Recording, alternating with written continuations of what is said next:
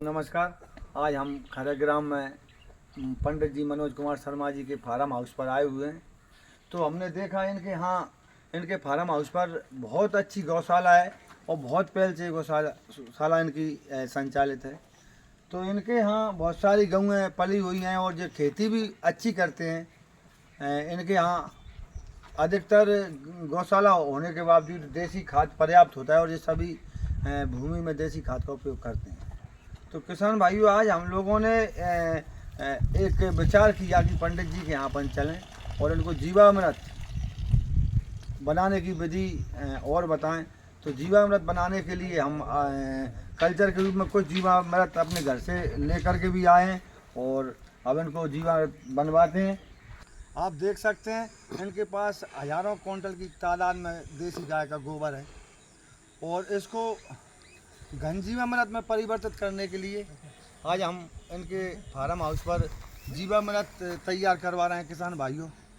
तो ये सूखा हुआ गोबर है और इस गोबर में जब हम जीवामृत डालेंगे तो कुछ समय बाद करोड़ों की तादाद में इसमें सूक्ष्म जीवाणु हो जाएंगे जो हमारी फसल को फायदेमंद। रासायनिक खाद खेती से थोड़ा हटके जैविक खेती की ओर जा रहा है और इनका अच्छा प्रयोग है, क्योंकि आने वाली पीढ़ी को जो हम रासायनिक खाद का प्रयोग कर रहे हैं, कीटनाशक दवाइयों का प्रयोग कर रहे हैं, आने वाली पीढ़ी को दुखदायी होगा और हमारे लिए भी होगा।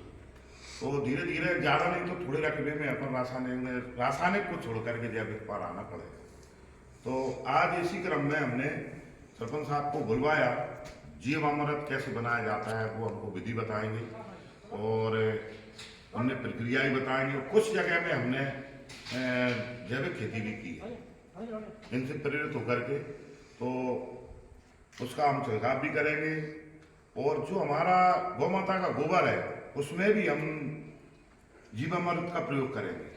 उससे क्या होगा, जो लाखों की संख्या में उसमें जीवाणु हैं, इसके प्रयोग के बाद में उसमें करोड़ों की संख्या में हो जाएंगे। जो हम 1 बीघा में 4 टोली खाद डाल देते देसी खाद, वो हमको 1 टोली डालना पड़ेगा, वो पर्याप्त हो। बहुत बढ़िया महाराज, धन्यवाद।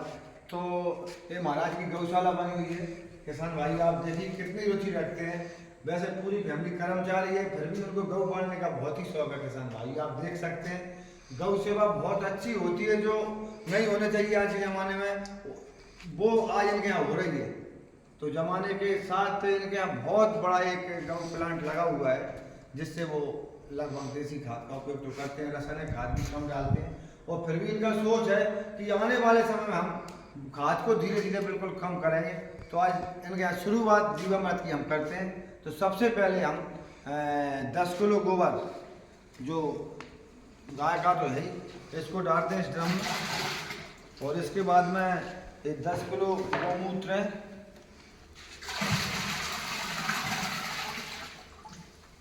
और गौमूत्र के बाद में ये बेसन है।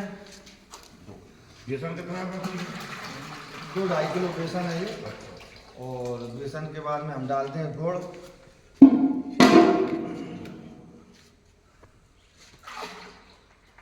और ये एक बड़ के पेड़ के नीचे की जो मिट्टी है, जो कभी यहाँ खेती नहीं हुई है, वो तो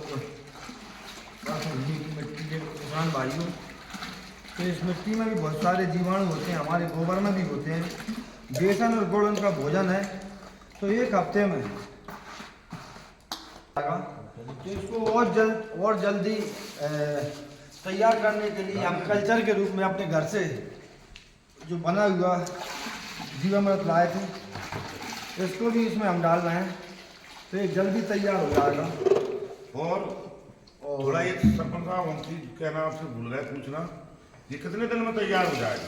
ये सर्दियों के मौसम में टाइम ज़्यादा लगता है पंडित जी, वैसे 2 हफ्ते में होता है, लेकिन ऐसे मौसम रहा साहब तो लगभग 8 से 10 दिन में तैयार हो जाएगा। इसको आप एक डंडे से दोनों टाइम 2-3 मिनट तक चलाओगे और एक बोरी से ढक दोगे दूध वाली बोरी, तो इसमें कोई ऊपर से कभी गिरेगा नहीं।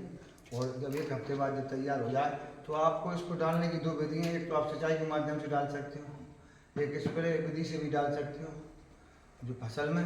और जो आपका जो गोबर है गाय के गोबर है आपके गड्ढे का हजारों क्विंटल में, इसमें आप ऐसे इसका जो छनन बचेगी उसको डाल देना तो करोड़ों की संख्या में जीवाणु हो जाएंगे। तो महाराज मैं इसके लिए आपसे और कुछ पूछना चाहता हूँ कि आप इस चीज़ को बहुत पहले से रुचि तो रख रहे थे, लेकिन और लोगों को क्या क्या हो गया? मैं सभी किसान भाइयों से कहना चाहूँगा, ज़्यादा जगह में तो नहीं कर पाएंगे, थोड़ी कुछ जगह जैसे कि 10 बीघा है तो कम से कम 5 बीघा में जैविक खेती का प्रयोग करें धीरे धीरे। और पहले शुरुआत करें अपन जो घर के लिए उपयोग ले रहे हैं, गेहूँ हैं और सब्जियां हैं, उनमें अपन जीवामृत का या जैविक खेती से शुरुआत करें, जिससे कि अपन भी स्वस्थ रहें, अपने बच्चे भी स्वस्थ रहें। रासायनिक खाद से लगातार बीमारियों का प्रकोप बढ़ता जा रहा है, उससे बचा जा सकता है। बहुत बढ़िया महाराज। तो ठीक है, सरपंच साहब ने हमको अच्छी जानकारी दी, इनको हमने देखा पहले और हम इसका प्रयोग कर रहे हैं और इसके लाभ जो प्राप्त होंगे आपको अगली वीडियो में हम फिर बताएंगे। सभी किसान भाइयों से अनुरोध है, हमारी वीडियो यदि अच्छी लगे तो उसको लाइक और सब्सक्राइब तो करें। बाद में इस विधि को जरूर अपना किसान भाइयों, क्योंकि ये विधि हमारी नहीं है, हमारी आने वाली पीढ़ियों की है। हमारे पूर्वज हमको कुछ दे गए थे, इससे आज हम जिंदा है। पेड़, जल, वायु, स्वस्थ पृथ्वी, सारी चीज़ हमारे पूर्वज दे गए थे। आज वो सारी चीज़ें कम होती जा रही हैं। तो उन चीज़ों को, प्रकृति को बढ़ाने के लिए हमारे आने वाली पीढ़ियों के लिए सभी किसान विधि पर ध्यान दें और जमीन जिसका लाभ प्राप्त करें, इससे लाभ प्राप्त इससे लाभ प्राप्त होगा। तो मैं महाराज को आभार और प्रणाम करता हूँ। जय किसान। जय जवान जय किसान।